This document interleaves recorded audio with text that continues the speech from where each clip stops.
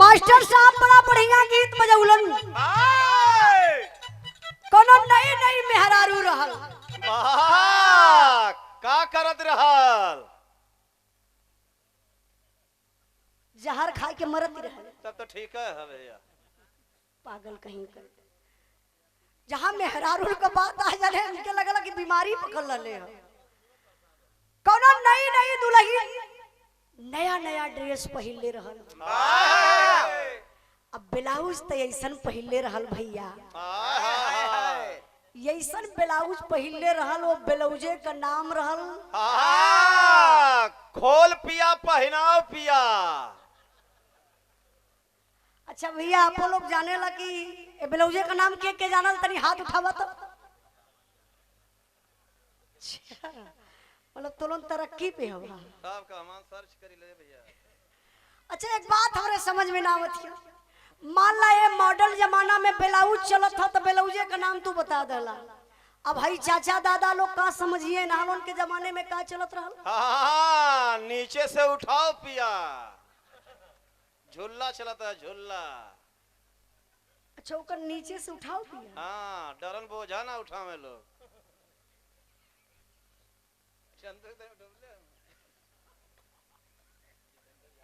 बहुत बढ़िया।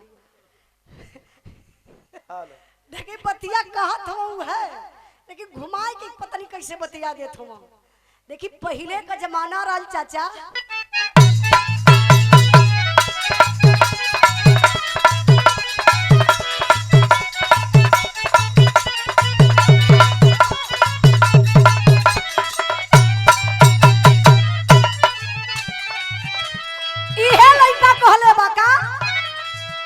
अरे बाड़ी झमकावे लुकरे जा तोहरा बलमुआ हुए कवना लाइन के। बाड़ी झमकावे लुकरे जा तोहरा बलमुआ हुए कवना लाइन के।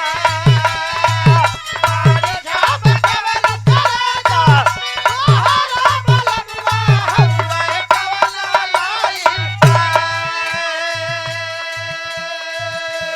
अरे बाड़ी झमकावे लुकरे जा तोहरा बलमुआ हुए कौना लाइन के। रोज रोज घूमेलू बजरिया रोज रोज घूमेलू बजरिया काली के लाया दिदारन के। रोज रोज घूमेलू बजरिया काली के लाया दिदारन के। रोज रोज घूमेलू बजरिया। मेहररुआ जवाब दलस कले बाबू छाती तोहार काहे फाटत हो। मर्द हमार पहनावेला हमके घुमावेला हमके खियावेला हमके पियावेला हमके सुतावेला हमके। नई बात बता दे। मेहरारू कहलस का कहलस।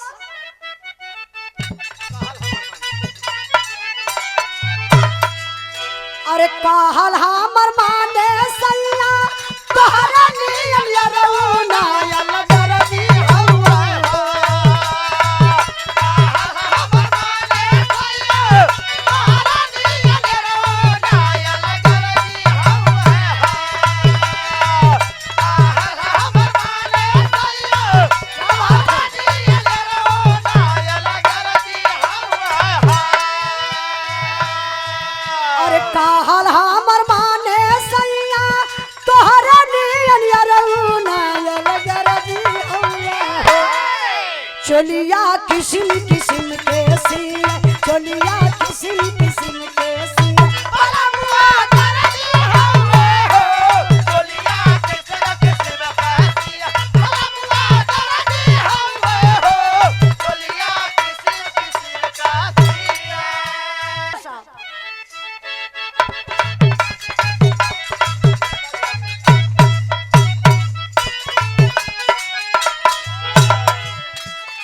इहो कोनो मेहरारू का दर्द बा। मर्द बहुत चालाक होला। जानत हो आप लोग ना जे हमार भौजाई होई ओसे हुकारी भंडावत बनी। मर्द इतना चालाक बिरादरी हो। हाँ मेहरारू पट देना पटा लेने। केकरे मेहरारू के? केहू के दाव बैठले वाली बात है। तो तू ही बोला हम बैठ जाए तो ठीक हो।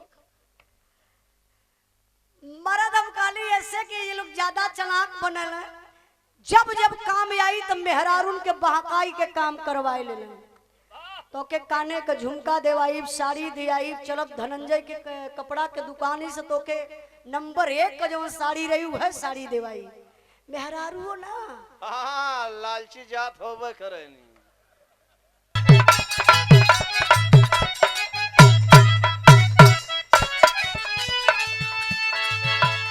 झुमका झूलनिया जबल नहीं ले